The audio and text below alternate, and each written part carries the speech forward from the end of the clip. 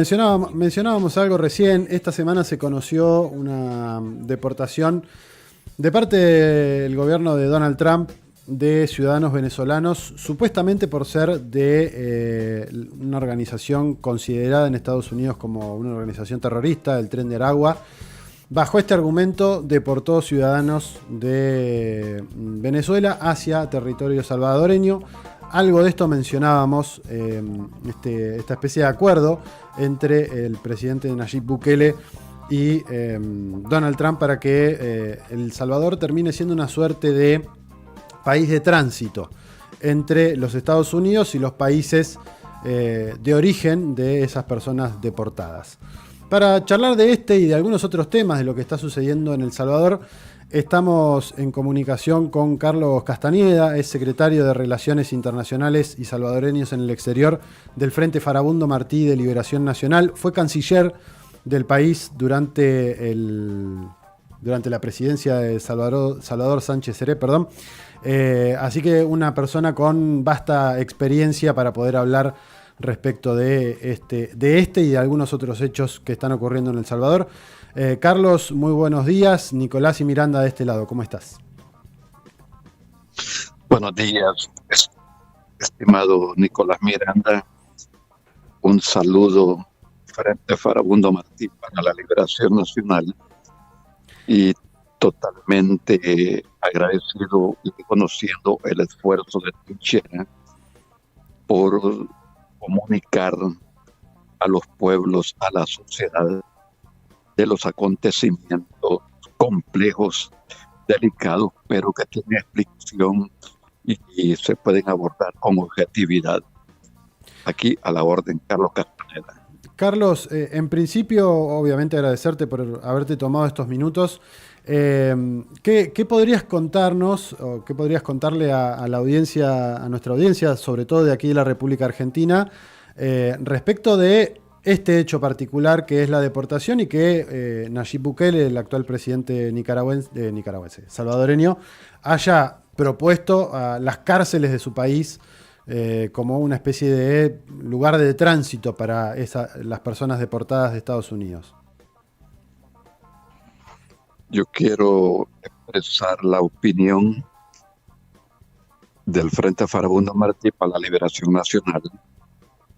Hay un comunicado, lo voy a compartir con ustedes, el FMLN, donde el posicionamiento es el siguiente: la oscuridad,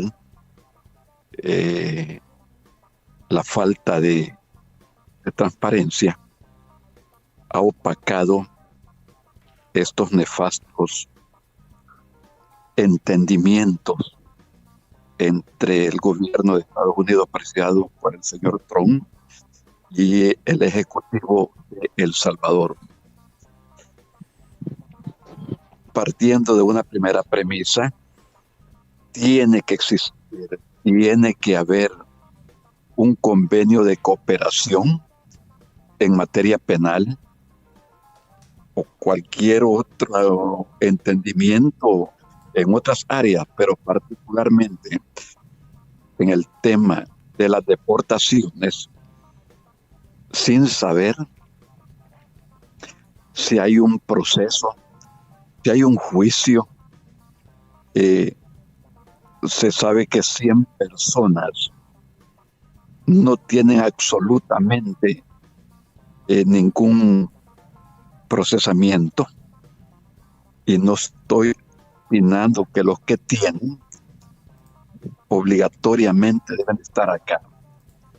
Cuando una persona es procesada, juzgada, hay ejecución donde tiene que cumplir la pena, es el país donde ha sido ese proceso. ¿Por qué entonces enviar sin tener la información concreta, en este caso a un tercer país? Recordemos que el acuerdo que Estados Unidos impuso a los países del Triángulo Norte, Guatemala, en aquel momento Honduras y El Salvador de convertirse en relación a las deportaciones por los flujos de los migrantes, convertirlos en un tercer país seguro. Pero esa es una cosa, las deportaciones pues, masivas, en ese sentido, nada tiene que ver con procesos penales. Por eso convirtieron al país en un tercer país seguro. Y ahora lo quieren acoplar, lo quieren adaptar a esa modalidad, que es totalmente un procedimiento innecesario de poder confinar en el centro de confinamiento contra el terrorismo en la zona central del país a ciudadanos indocumentados, que pueden ser indocumentados, pero que no tienen proceso y la información no se conoce. De las 238 personas que han llegado a El Salvador, no está ese nivel de información. El Frente Farabundo Martí ha emitido un comunicado donde compete por soberanía, por acto de determinación al Estado venezolano a hacer todos los pasos necesarios para que sus ciudadanos puedan estar en Venezuela bajo el programa de Estado Bienvenido de vuelta a la patria, de vuelta a la patria. Por lo tanto, no tienen que estar guardando prisión en estos momentos, recibidos en la oscuridad en el aeropuerto de El Salvador y conducidos bajo fuertes convoyes de seguridad al centro de confinamiento contra los terroristas. No se puede mezclar una cosa con la otra. La característica de los indocumentados no son delincuentes.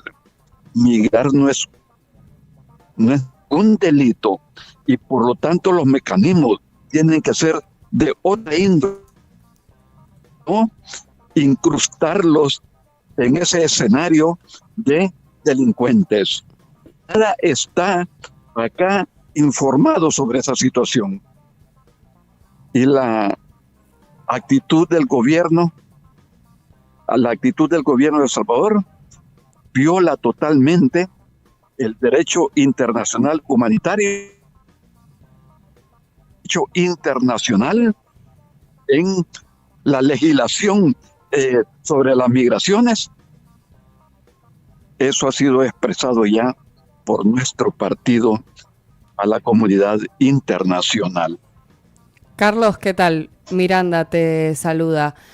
Consultarte, hablamos de un Bukele que ha sido, sobre todo en el inicio de su gestión, bastante mimado por la mediática transnacional, ¿no? Como el primer presidente millennial de la región, pero bueno, después de esta turbia maniobra para reelegirse en el cargo y la denuncia de algunos organismos de derechos humanos en relación con este estado carcelario en el que se ha convertido El Salvador, la administración de Joe Biden por lo menos parecía haberle soltado la mano un poco.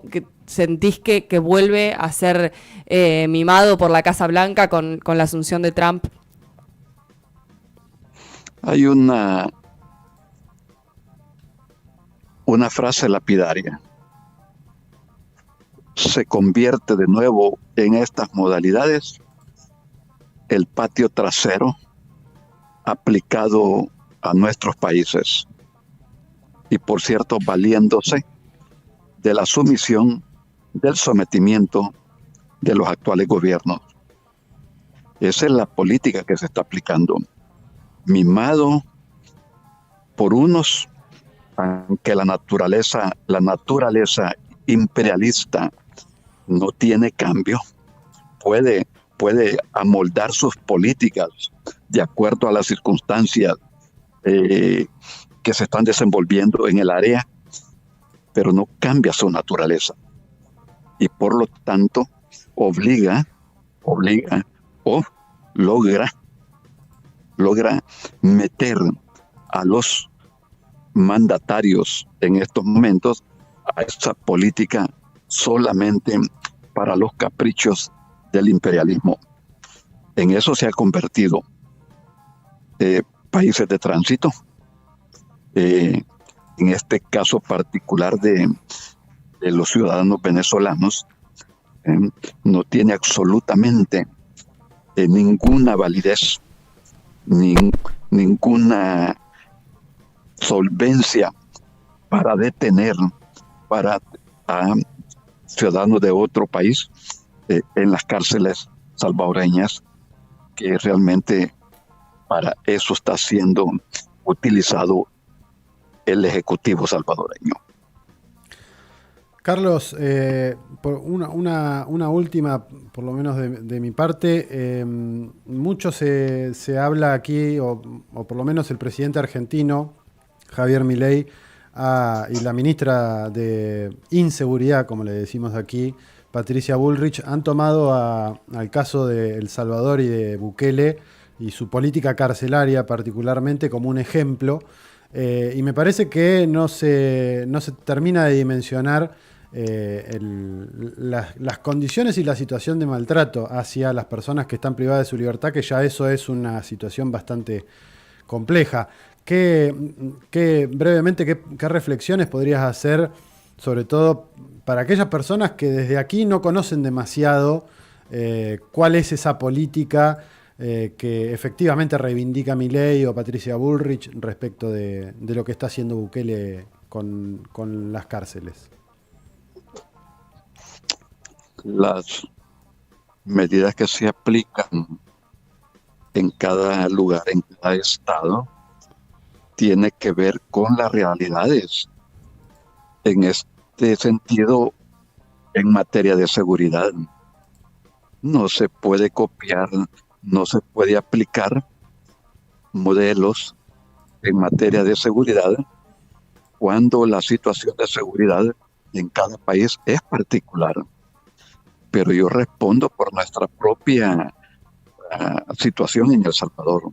¿Cómo es posible que bajo custodia del Estado salvadoreño hayan ya fallecido alrededor de 400 detenidos y detenidas en el sistema carcelario, en el sistema penitenciario de El Salvador? ¿Cómo es posible que la Fiscalía General de la República de El Salvador, cuando los familiares atribulados, porque sus familiares han muerto bajo custodia del Estado, se decreta que es información reservada, reservándose de qué patología padecieron? Entonces, en ese sentido, los Milei, quienes otros más que puedan surgir ahí con su corte populista, copiando cuando son realidades. Y aunque son realidades, la realidad nuestra es violatoria, contundente de los derechos humanos. Obligar a las familias en El Salvador más modestas, más humildes, tener que llevar a sus detenidos familiares un kit de salud, un poco de alimentación, cuando no hay recursos en la familia que apenas gana un par de dólares al día, obligarlos a entregar un paquete que cuesta $150 o $200, aunque es pequeño país, para moverse esta familia de un lugar para otro, del oriente para el occidente, donde están recluidos sus parientes. Es una cosa compleja, terrible, movilizarse. Entonces están bajo custodia del Estado. ¿Quién provee los alimentos? ¿Quién provee un juicio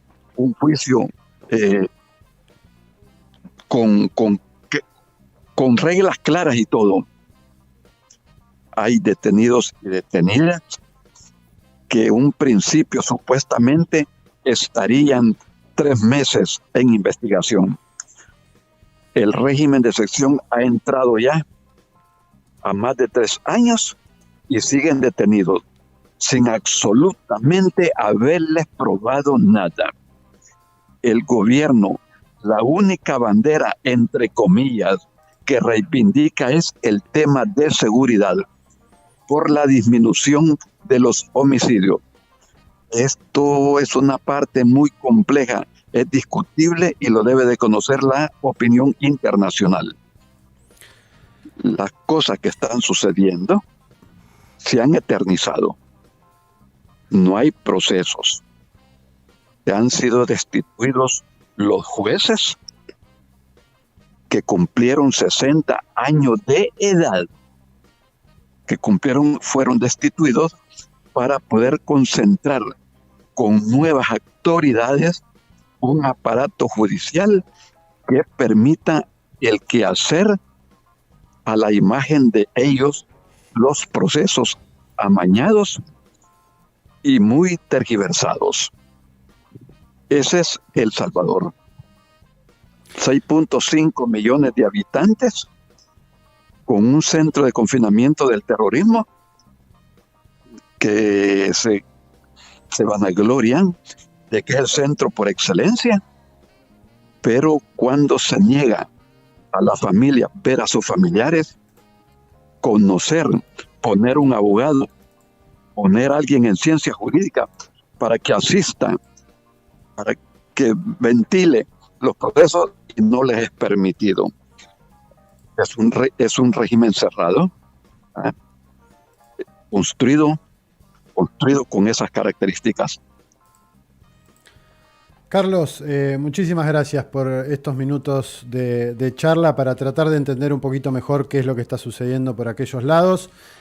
Obviamente hay millones de cosas que podríamos charlar para profundizar el análisis sobre lo que sucede en El Salvador de Nayib Bukele, así que agradecerte por estos minutos y obviamente dejar abierta la posibilidad en algún momento para seguir profundizando en el análisis. Solo un dato, la información oficial del gobierno es de que hay 82,000 detenidos y detenidas producto de esa estrategia de seguridad.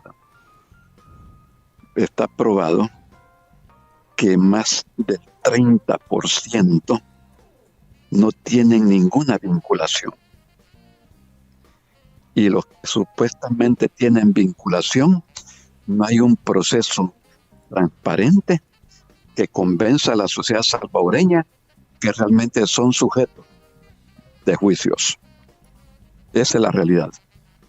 Muchas gracias a ustedes por estos momentos y compartir algunas situaciones de nuestra sociedad. Carlos, un abrazo grande y muchas gracias. Saludos por allí.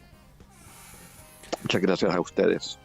Charlábamos con Carlos Castañeda, secretario de Relaciones Internacionales y Salvadoreños en el Exterior del Frente Farabundo Martí de Liberación Nacional, partido que supo estar en el gobierno, supo ser conducción de ese gobierno antes de la llegada de Nayib Bukele.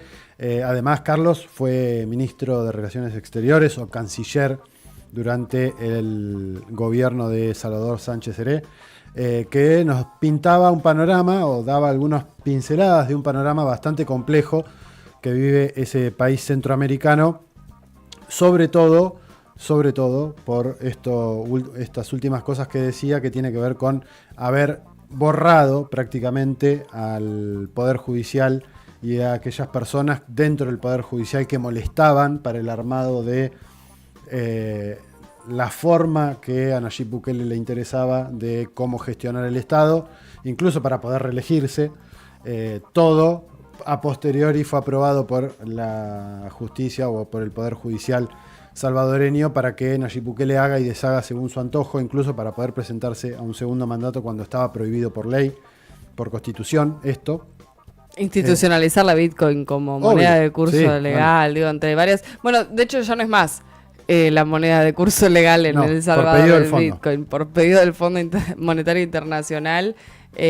bueno, por lo menos la sacaron de la obligatoriedad de que los comercios la acepten como moneda de curso legal y además se la prohíbe para pagar impuestos, por ejemplo. Nos extendimos un cachito